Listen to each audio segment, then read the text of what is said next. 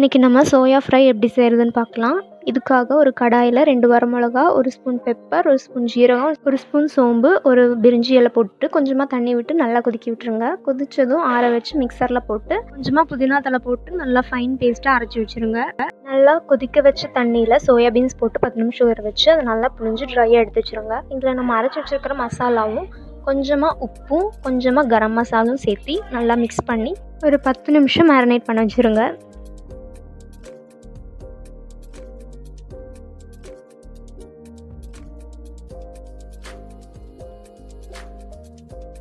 ஒரு கடாயில் எண்ணெய் விட்டு ஒரு பிரிஞ்சி இலை, ஒரு ஏலக்காய், ஒரு அன்னாசி மொக்கு, 2 பட்டை, 3 கிராம்பு போட்டுட்டு நல்லா ரோஸ்ட் பண்ணிக்கோங்க.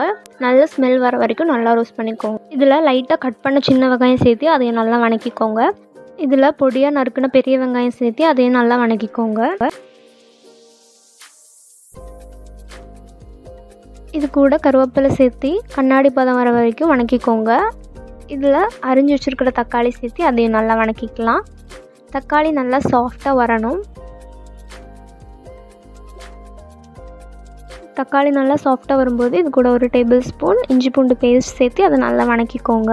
அதோட பச்சை வாசனை போகிற வரைக்கும் நல்லா வணக்கிக்கோங்க. அதில் ஒரு டேபிள் ஸ்பூன் மஞ்சள் தூள் ஆட் பண்ணிக்கலாம். ஒரு டேபிள் ஸ்பூன் மல்லித்தூள், ஒரு டேபிள் ஸ்பூன் மிளகாய் தூள் ஆட் பண்ணிக்கோங்க.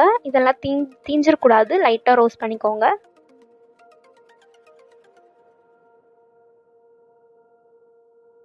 இதெல்லாம் நல்லா ரோஸ்ட் ஆகி வரும்போது இதில் நம்ம மேரினேட் பண்ணி வச்சுருக்கிற சோயாவை ஆட் பண்ணிக்கலாம். எல்லாத்தையும் ஆட் பண்ணி நல்லா மிக்ஸ் பண்ணி கொடுத்துருங்க. மிக்ஸ் பண்ணதுக்கப்புறமா லைட்டாக தண்ணி விட்டு கொஞ்சம் கொதிக்க விட்டுருங்க.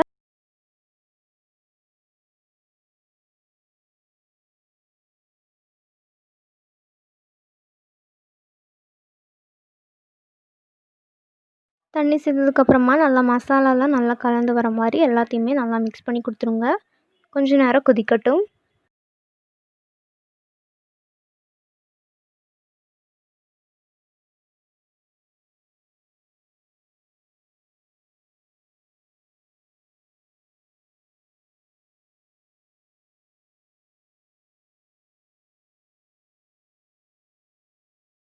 இது நல்லா ட்ரை ஆகி வரும்போது இதில் வந்துட்டு புதினா இலை சேர்த்திக்கலாம். அதுக்கப்புறம் கொஞ்சமாக கொத்தமல்லி இலையும் சேர்த்திக்கோங்க. சேர்த்து நல்லா மிக்ஸ் பண்ணி வச்சுருங்க.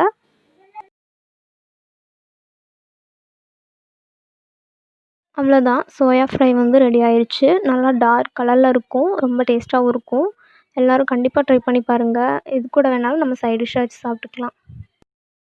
இந்த சேனல் உங்களுக்கு பிடிச்சிருந்ததுன்னா ஷேர் பண்ணுங்கள், சப்ஸ்கிரைப் பண்ணுங்கள்.